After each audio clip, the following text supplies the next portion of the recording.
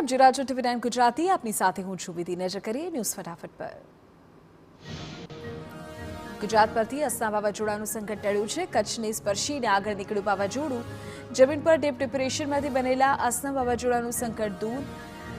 અરબી સમુદ્રમાં 90 કિલોમીટરની ઝડપે ફૂંકાઈ રહ્યો છે પવન। ચક્રવાત ઓમાન તરફ જાય તેવી સંભાવના। વાવાઝોડું અને વરસાદ અંગે હવામાન શાસ્ત્રી અંબલાલ પટેલે કરી આગાહી। અસના વાવાઝોડું 300 કિલોમીટર વિસ્તારમાં કરશે અસર। ગુજરાતના દરિયાકાંઠે 80 કિલોમીટરની ઝડપે ફૂંકાશે પવન। અંબલાલ પટેલે જણાવ્યું કે કચ્છ, દક્ષિણ ગુજરાત અને મહારાષ્ટ્રમાં પણ પડશે વરસાદ। 3 સપ્ટેમ્બર બાદ રાજ્યના કેટલાક ભાગોમાં પૂર આવે તેવી શક્યતા। વડોદરા સહિત મધ્ય ગુજરાતમાં અતિભારે વરસાદની સંભાવના। કચ્છના માંડવી નગરપાલિકા પરિસરમાં ભરાયા પાણી। નગરપાલિકાની ઓફિસમાં જવા આવવા માટે ટ્રેક્ટરનો સહારો। પાલિકાના પરિસરમાં કમર સુધી ભરાઈ ગયા પાણી।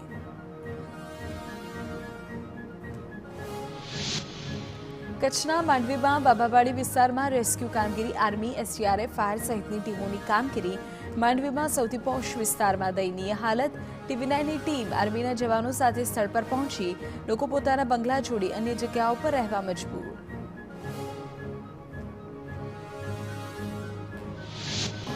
કચ્છમાં કોટેશ્વરના દરિયાકાંઠે વાવાઝોડાની અસર વર્તાઈ। ભારે પવન ફૂંકાવાની સાથે દરિયામાં કરંટ જોવા મળ્યો। નારાયણ સરોવર પાસે પવન સાથે વરસાદ ખાબક્યો। દરિયામાં ઊંચા મોજા ઉછળતા રૌદ્ર સ્વરૂપ જોવા મળ્યું।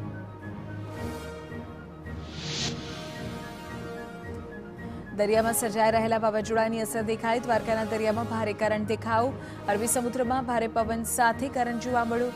દ્વારકાના દરિયા કિનારે 15 થી 20 ફૂટ ઊંચા મોજા ઉછળ્યા। હવામાન ખરાબ હોય મચ્છીમારોને દરિયો ન ખેડવાની સૂચના અપાઈ।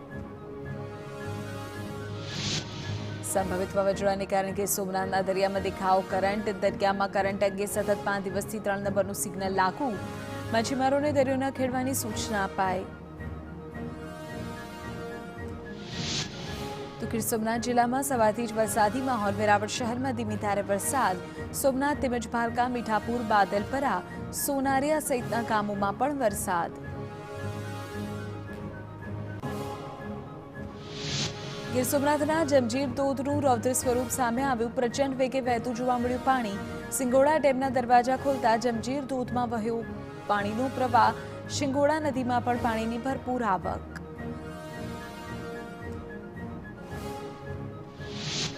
દેવભૂમિ દ્વારકાના કલ્યાણપુર તાલુકાના દેવળિયા તેમજ ચાસલાણા ગામે પાણીમાં ફસાયેલા 22 લોકોનું રેસ્ક્યુ કરવામાં આવ્યું। NDRF દેવદૂત બનીને આવી અને સીમ વિસ્તારમાંથી પાણીમાં ફસાયેલા લોકોને બચાવી લેવાયા। દેવભૂમિ દ્વારકાના ખંભાળિયામાં પૂરથી પ્રભાવિત વિસ્તારોમાં સેનાએ કર્યું લોકોનું રેસ્ક્યુ। સ્થાનિકોએ સેનાના જવાનોનો આભાર માન્યો।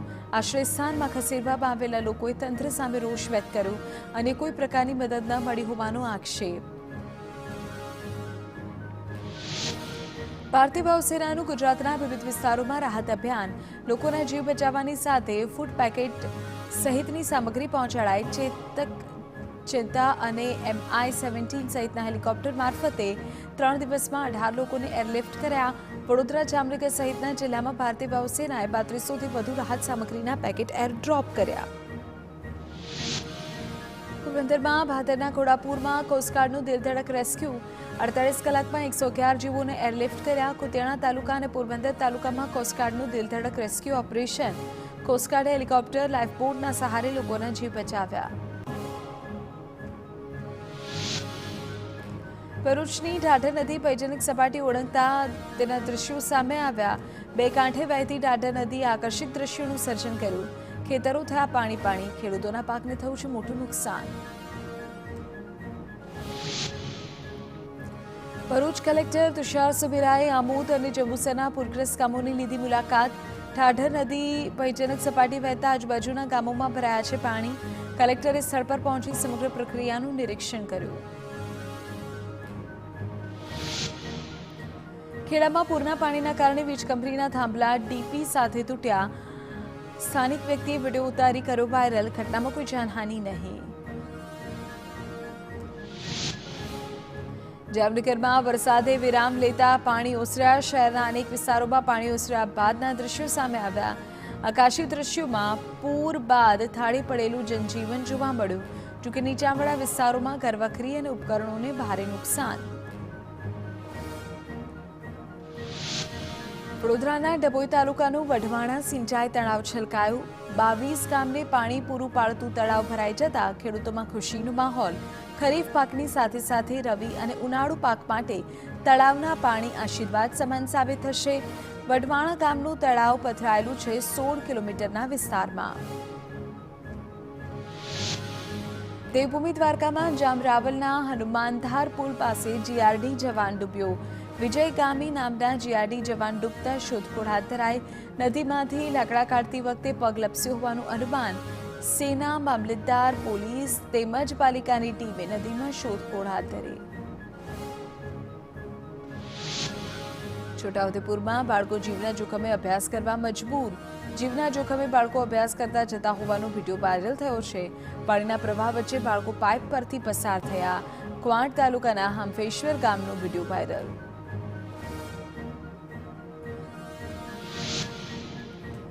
ખેડાના દંતાલીમાં પાકા રસ્તાના અભાવે કાચા રસ્તા પરથી સ્મશાન યાત્રા લઈ જવાની લાચારી.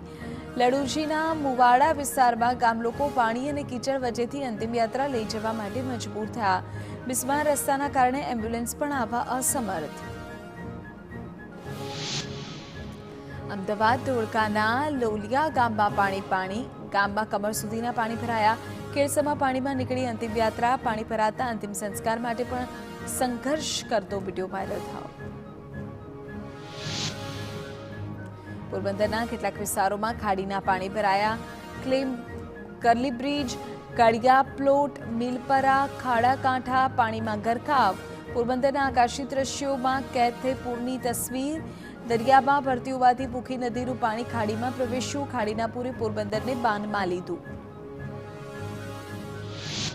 દેવભૂમિ દ્વારકાના જામરાવલમાં વરસાદ બાદ સર્જાઈ વિકટ સ્થિતિ. હજુ પણ મોટાભાગનો વિસ્તાર પાણીમાં ગરકાવ. ખેતરો તળાવમાં ફેરવાયા હોય તેવા દ્રશ્યો સામે આવ્યા. પૂરના લીધે પશુઓની હાલત પણ કફોડી બની. દ્વારકામાં 4 દિવસથી વરસેલા વરસાદે સર્જી તારાજી. જામ ખંભાળ્યા અને પીવાનું પાણી પૂરું પાડતી પાઇપલાઇનમાં ભંગાણ. પાણીની પાઇપલાઇન તૂટતા નથી મળી રહ્યું પાણી. ઘી ડેમ 7 ફૂટ જેટલો ઓવરફ્લો થતા ઘી નદીમાં પૂરની સ્થિતિ. કચ્છ માંડવીમાં વરસાદે વિરામ બાદ પણ પાણી યથાવત. માંડવી બીચ તરફ જવાનો રસ્તો પાણીમાં ગરકાવ. આસપાસની સોસાયટીઓમાં પણ પાણીનો નિકાલ નહીં. વેપારીઓ અને રહીશોને પરેશાની. કચ્છ જિલ્લામાં ભારે વરસાદ બાદ અનેક રસ્તા ધોવાયા. લખપતના 5 ગામો થયા સંપર્ક વિહોણા. નરેડી, બાલાપર સહિતના ગામોને જોડતા માર્ગનું ધોવાણ. રસ્તો તૂટી જતા અવરજવર માટે બંધ. ખેડાની શેઢી અને વાત્રક નદીના પૂરના પાણીએ વેર્યો વિનાશ. પુજેરા, શેખુપુર, મહેલજ, કોશિયલ, પીપળિયા, માતર, ગારવા, ગોઠાજ સહિતના ગામડાઓમાં પાણી ફરી પડ્યા. મોટા પ્રમાણમાં ડાંગરના પાકને મોટું નુકસાન. ખેડામાં વાત્રક નદીમાં આવેલા પૂરથી કેળના પાકને વ્યાપક નુકસાન. રઢુ વારસંગ ગામની સીમમાં વાત્રક નદીના પાણીએ વિનાશ વેર્યો. પૂરના પાણી ફરી વળતા ઊભો પાક બેસી ગયો. ખેડૂતોને રાતા પાણી રોવાનો વારો આવ્યો. સર્વે કરી સરકાર પાસે સહાયની માંગ.